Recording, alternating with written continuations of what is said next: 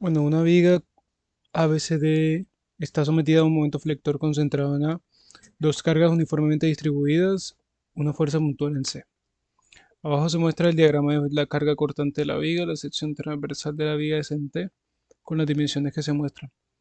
Determina el diagrama de momento flector de la viga, incluyendo la magnitud en A, B, C, D y E, la ubicación del centroide de la ascensión y el momento de inercia centroidal, la ubicación y magnitud de los máximos esfuerzos de tracción y compresión por flexión en la viga. Entonces nosotros empezamos por lo que sería lo más sencillo. En este caso, pues hallando las reacciones en A y en D. Bueno, en este caso tenemos que, bueno, nosotros sabemos que los momentos flectores concentrados no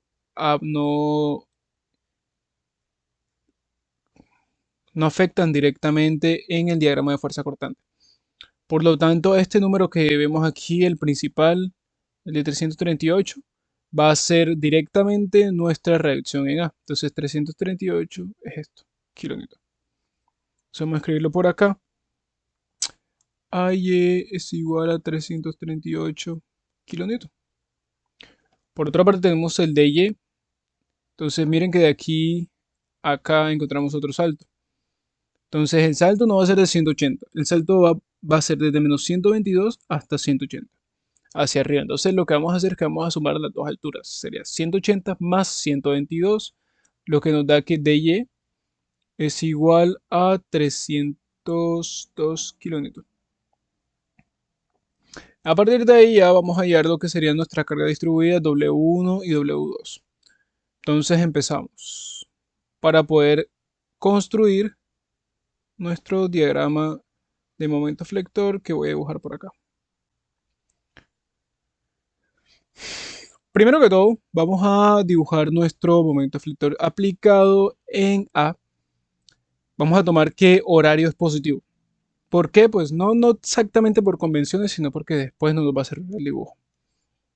Entonces vamos a poner acá menos 315 y ese va a ser nuestro primer momento. Entonces, vamos a empezar primero hallando, como decía, las cargas distribuidas. Entonces, aquí vemos que de 338 pasa a menos 22. Entonces nosotros vamos a hallar esta altura de aquí. De 338 a 22 hay que sumar las alturas, aunque sea positiva, aunque sea negativa, digo. Entonces 338 más 22 da 360. Entonces tenemos que 360 va a ser igual a... Cuando nosotros hacemos un corte acá, es donde termina la carga distribuida. Es decir, es el total de la carga distribuida. Entonces, el total de la carga distribuida va a ser lo que recorrió el diagrama de fuerza cortante en 3 metros. En este caso va a ser nuestro 360. Ahora, nosotros sabemos que en estas cargas distribuidas, pues el área bajo la curva va a ser nuestra fuerza. En este caso, el total es 360, por lo tanto, esto lo vamos a igualar a la base por altura, ya que nuestra curva es un rectángulo. Entonces, sería 360 por 3 por W1, ¿cierto? Entonces, W1 va a ser igual a 120. 120 kilonewton sobre metro. Entonces vamos a colocar por acá arriba 120. Ahora vamos a hallar lo que sería nuestro W2. Hacemos el mismo razonamiento. Lo único es que en este caso nuestra altura sí va a ser 180. ¿Por qué? Pues porque desde ahí es de donde empieza a bajar nuestra curva y esa llega hasta acá, hasta cero. Entonces, si nosotros hacemos un corte acá, pues ya ahí el momento flector debería ser cero. Entonces, en este caso, lo que se mueve este diagrama, lo que hace que esta carga distribuida mueva el diagrama de fuerza cortante, pues solo va a ser un valor de 180, que es la altura para que este llegue a cero.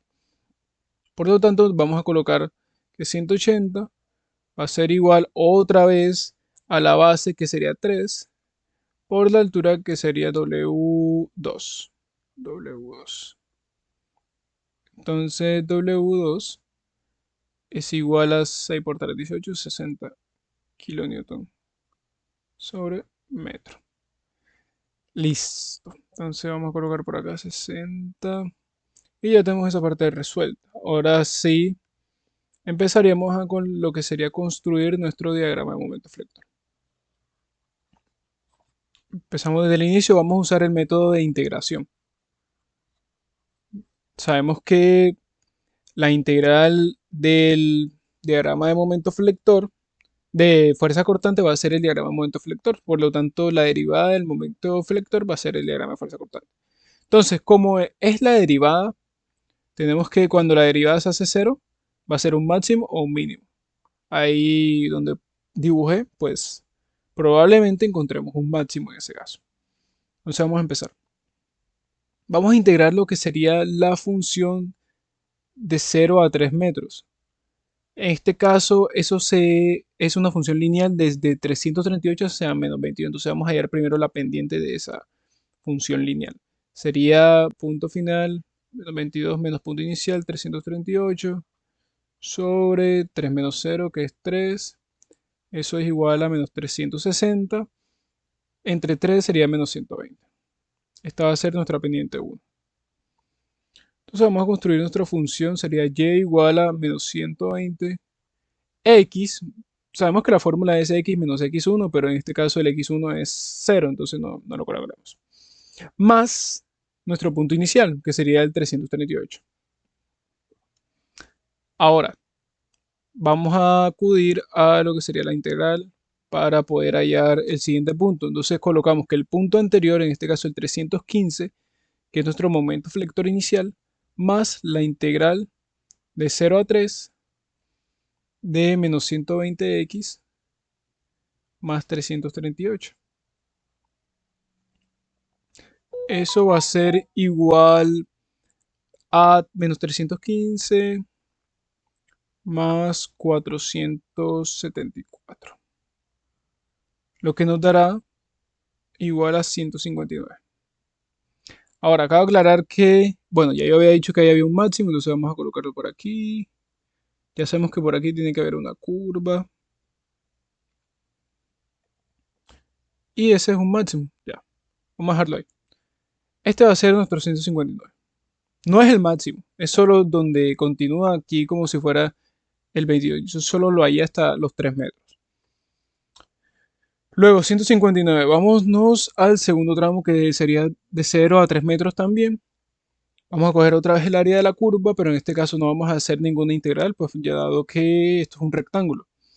Entonces, vámonos con que el rectángulo va a ser menos 22 por 3. Eso es igual a menos 66.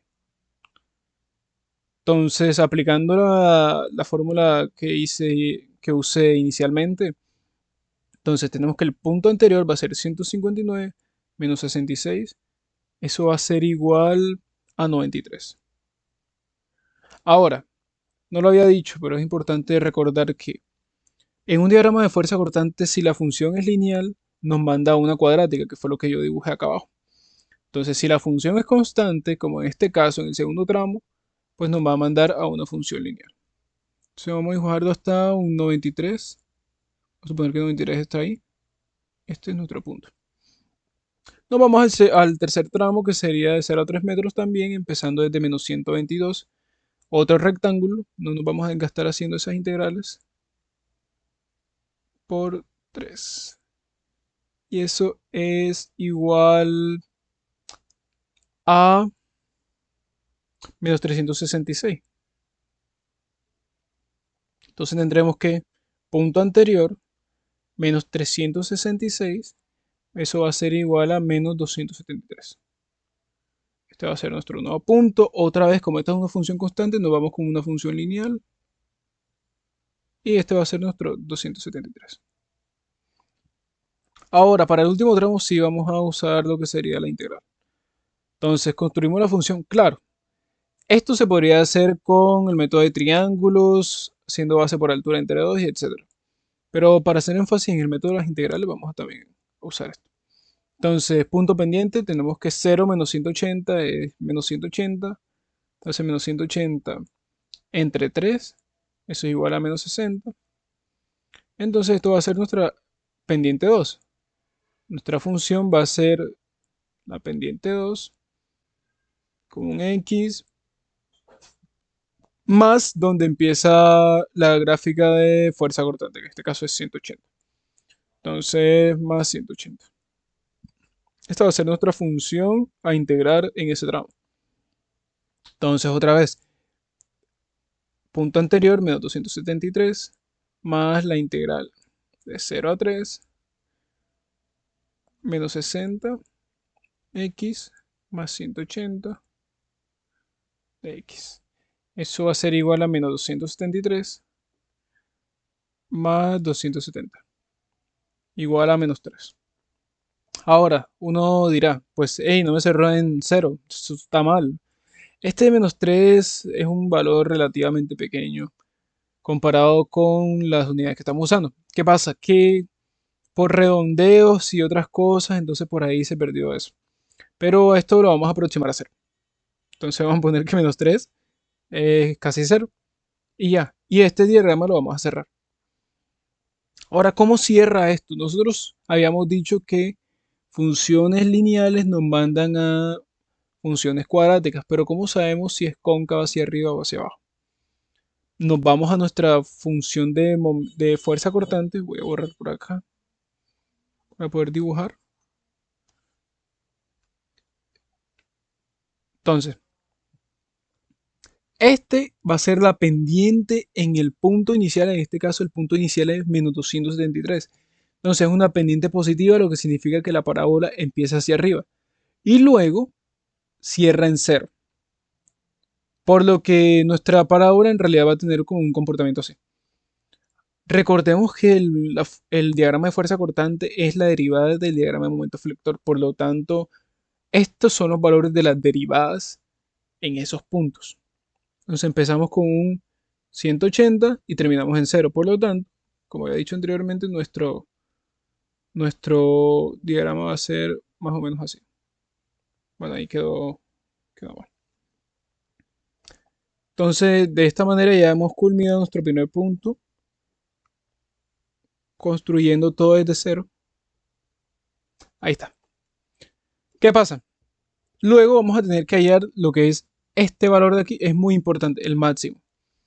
Entonces vamos a dejarlo para... Bueno, vamos a hacerlo enseguida en realidad.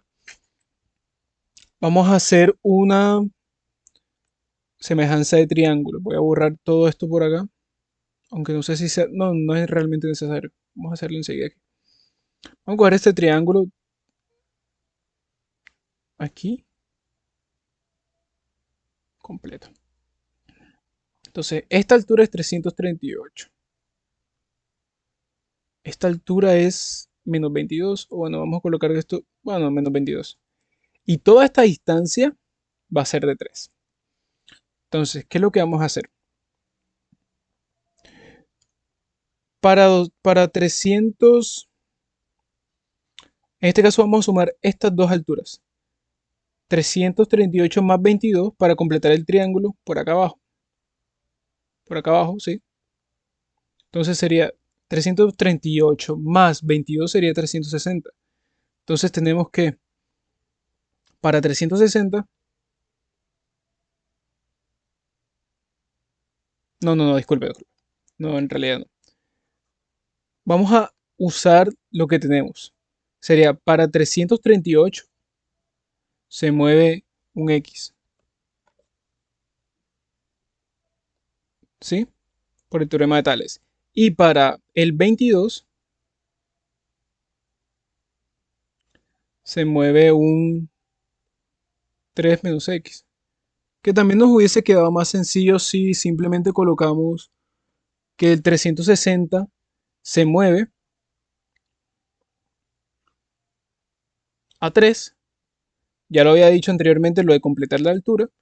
Y luego esto va a ser igual a que el 338. Voy a borrar esto. 338 se mueve a X. Lo que tenemos que X va a ser igual a 338 por 3 sobre 360 Y eso va a ser igual a 2.82. Entonces, a 2.82 del inicio se va a encontrar nuestro máximo. Entonces tenemos que esta distancia hasta aquí va a ser 2.82.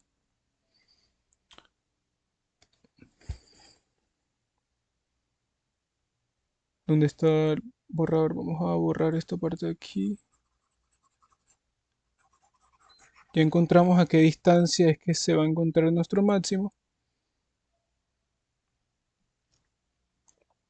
Entonces todo va a quedar en que cojamos ese 338, lo multipliquemos por el valor que acabamos de encontrar, 282, y lo dividimos entre 2. ¿Por qué estamos haciendo esta operación? Para saber el valor del área bajo la curva de este triángulo de aquí cuando llega a 0. Entonces el triángulo pues ya sabemos que base por altura entre 2, entonces la base va a ser esa distancia, la altura va a ser 338 y eso va a ser igual a 161.58. Miren que el valor que teníamos antes, ese 159 que está acá, no es mayor que el valor que acabamos de encontrar. Por lo tanto, ese en realidad no nos iba a servir de mucho. 159 por acá, se me fue el 9. Y aquí escribimos un 161.58. Esto lo vamos a utilizar, es muy importante para poder realizar el tercer punto. Pero ya por ahora ya terminamos el primer punto. Nos vamos ahora a lo que sería el momento de inercia centroidal y el centroide. Primero el centroide. Entonces ya ahí tenemos las coordenadas de nuestra sección transversal. Entonces vamos a empezar separando las figuras. Para poder hallar el centroide vamos a tomar un eje coordenado desde acá. Aquí, X, Y. Vamos a hallar el centroide con respecto a este eje así. Este sería un eje como en Y, ¿sí? Entonces, empezamos separando la figura. Vamos a tomar que esto es nuestra figura 1 y esto va a ser nuestra figura 2. Entonces, el centroide de la figura 1, pues un rectángulo, el centroide del rectángulo está en la mitad, ¿cierto? Entonces, vamos a restar primero 559 menos 45. Y eso lo vamos a, bueno, en realidad no, vamos a restarle simplemente la mitad de ese valor que tenemos ahí, que sería 22.5, para no complicarnos. 22.5 y eso nos va a dar el centroide del primer rectángulo, el cual es a 536.5 milímetros del eje. Vamos a encontrar enseguida lo que sería el área. El área de este, bueno, este centroide en Y. El área 1 va a ser igual a 404 por 45 y eso va a ser igual a 18.180 milímetros alados. Esa va a ser el área de nuestro primer rectángulo y la coordenada del centroide del primer rectángulo. Ahora vamos al segundo. Entonces en el segundo vamos a tener que ese es 559, le vamos a restar el 45 para tener la altura total del rectángulo, en este caso va a ser 514. Pero luego ese no es el centroide, eso es simplemente hasta por acá. Ahora, sabemos que el centroide en rectángulo es simplemente pues la mitad, entonces vamos a colocar que 514 entre 2, eso es igual a 257 milímetros. Y con eso ya encontramos el segundo centroide. Segundo centroide, sí. Ahora el área 2 va a ser igual a 26.2, que es el espesor de ese rectángulo por la altura, y la altura ya la llevamos hace poco, que sería 514 milímetros. Esto también está en milímetros. Eso va a ser igual a esto de acá. 0.8 milímetros al cuadrado. Entonces tenemos que la fórmula que vamos a usar para calcular el centroide es la misma de siempre, una distribución discreta con unos A y J sobre la sumatoria de unos A sub I, que es lo mismo que en este caso nuestro primer rectángulo 536.5, que es el primer centroide. Esto nos va a dar en milímetros, entonces no voy a colocar las unidades. Por 810 más lo que sería 257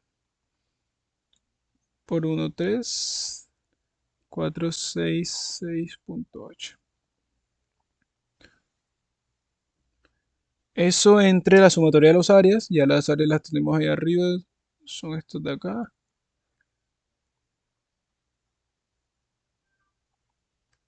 Y eso va a ser igual a 417.56 milímetros. Este va a ser nuestro centroide. Muy importante este valor. Ya tenemos una parte del segundo punto. Y ahora nos vamos a lo que serían las inercias, que lo vamos a necesitar para calcular los máximos esfuerzos. Entonces la inercia total. Voy a dividir en dos partes. Vamos a usar el teorema de los ejes paralelos. Entonces la inercia de un rectángulo, vamos a coger el primer rectángulo, va a ser un doceavo de la base en este caso 404 por la altura a la 3, o sea 45. Este va a ser con respecto a su centroide. Vamos a colocarlo enseguida la otra acá. Un 12 au 26.2 por 514, que sería la altura a la 3. Ahora, a esto le falta algo. Este va a ser la inercia 1, esta es la inercia 1 y esta es la inercia 2. Pero a esto le falta algo y es que estamos calculando solo la inercia con respecto a los ejes centroidales de cada uno de esos rectángulos. Pero nosotros necesitamos la inercia con respecto al eje centroidal de toda la figura. Entonces vamos a sumarle acá lo que sería para pasarlo con el teorema de los ejes paralelos. Entonces tenemos que eso se suma con el área multiplicado por la distancia que hay desde el centroide de la figura completa hasta el centroide de las figuras tomadas o particionadas. Entonces vamos a hacer por acá otro cálculo. Vamos a tomar primero la primera figura, 536.5 es el primer centroide, menos el centroide de la figura completa que es 417.56. Eso nos va a dar igual a 118.94 y esa es la distancia que vamos a colocar acá. Luego bueno, vamos a colocar enseguida. El área 18.180 por la distancia que sería 118, que es la que acabamos de calcular, 0.94 a la 2. Y por acá abajo vamos a usar otra vez el otro área, que sería este de acá, 66.8 por la distancia del centroide de la figura al centroide del rectángulo. Vamos a hacer el otro cálculo, que sería 417.56 menos el otro centroide, que sería 257. Y eso es igual a 160.56. ¿Por qué aquí cambié de orden? Y es simplemente porque, bueno, voy a anotarlo por acá. El centroide del primer rectángulo está como por aquí. Por aquí. Uy, estoy dibujando esto por aquí. Pero el centroide del segundo rectángulo está como, pues, donde dibujé ese 2. Pero mire, supongamos que este es el centroide. Si nosotros cogemos el primer centroide más el segundo centroide, la distancia nos va a dar pues positiva. De igual manera, eso fue lo que hice. Coge el mayor y le resta el menor.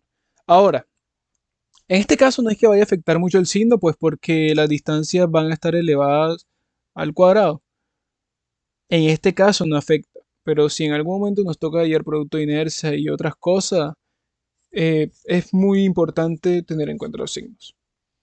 Pero como digo, en este caso no es tan relevante. Entonces la suma de estas dos inercias con respecto al centroide, gracias al teorema de los ejes paralelos o el teorema de Steiner, nos va a dar igual a 903 millones, esto, 421.5 milímetros a la 4.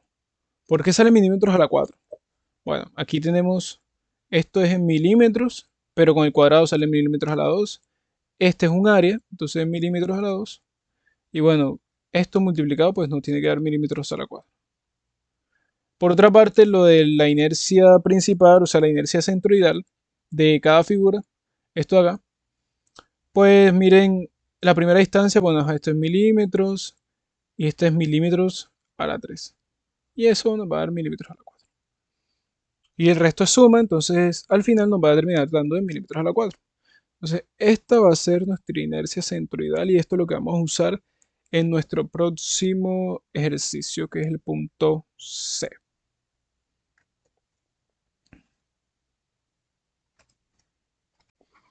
Bueno, aquí vamos enseguida a anotar lo que sería el valor del momento de inercia 903, 91, 24, 21.5 milímetros a la 4 igual a I.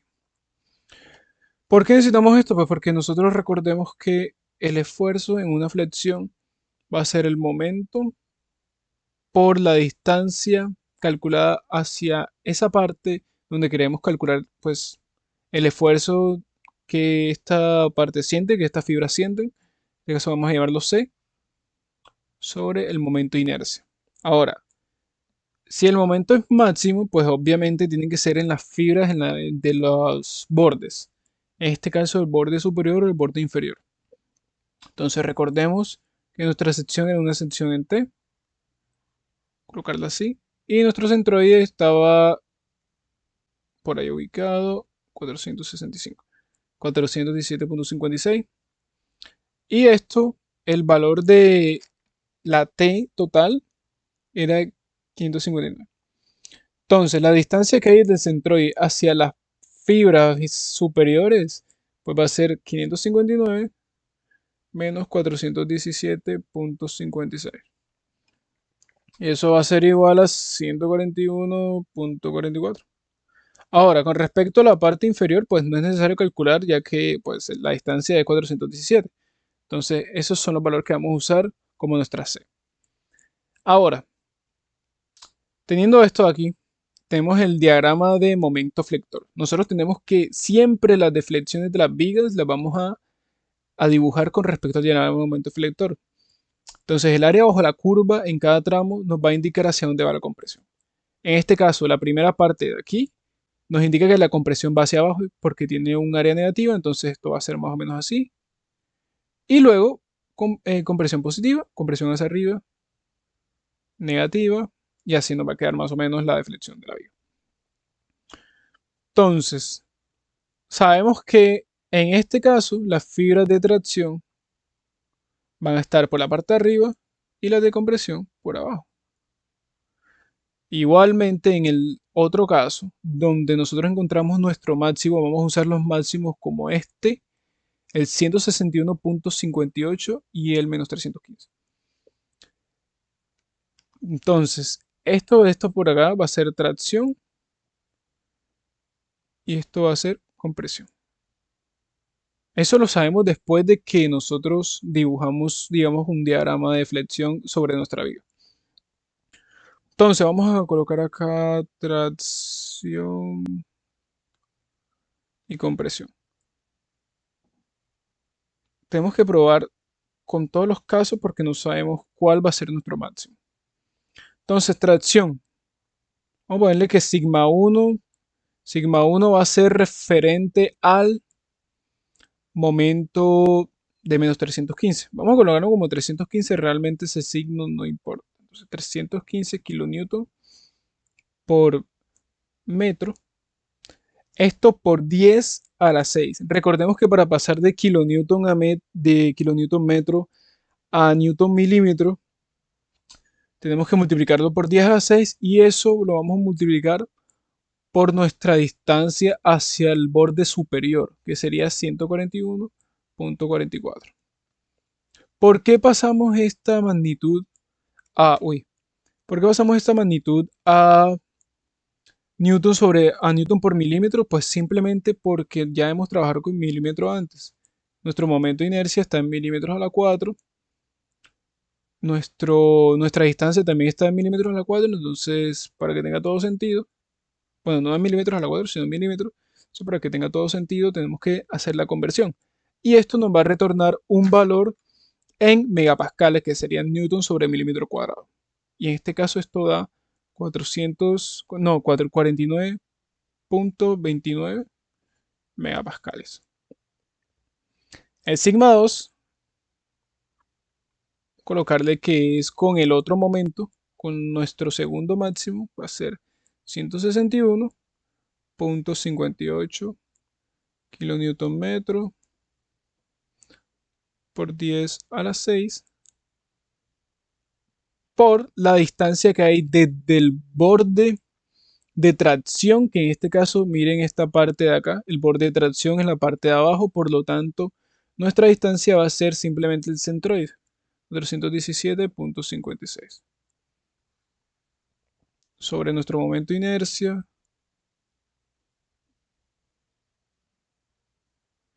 y eso va a ser igual a 74.64 megapascales. Voy a borrar esa línea de ahí, colocarle de una mejor manera, por acá. Entonces ya aquí notamos que nuestro esfuerzo 2 es mayor que el esfuerzo 1. Por lo tanto, por tracción, sufre más en AX igual a 2.8, que ya lo habíamos hallado en el primer punto o en el segundo punto, si no estoy mal, donde el esfuerzo va a ser de 74.64 megapascales con un momento de 161.58 kilonewton metro. Ahora nos vamos a la parte de compresión. Vamos a llamarlos sigma 3 y sigma 4. Por compresión, pues simplemente lo que vamos a hacer es cambiar los casos. Ya las distancias, digamos que es lo único que va a cambiar aquí. Entonces vamos a poner 315 por 10 a la 6 por la distancia pues hacia el otro lado. En este caso recordemos que la compresión está en la parte de abajo, por lo tanto va a ser el centroide.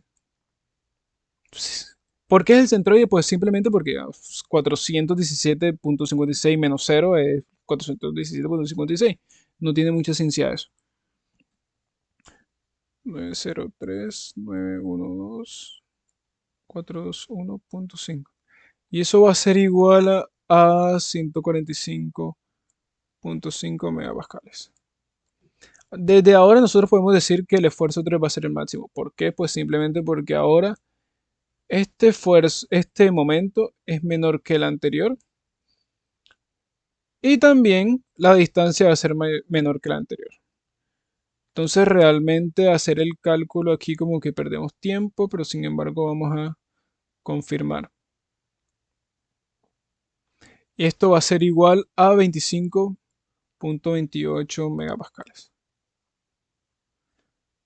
Lo que tenemos que sigma 3 es mayor que sigma 4, por lo tanto en x igual a 0,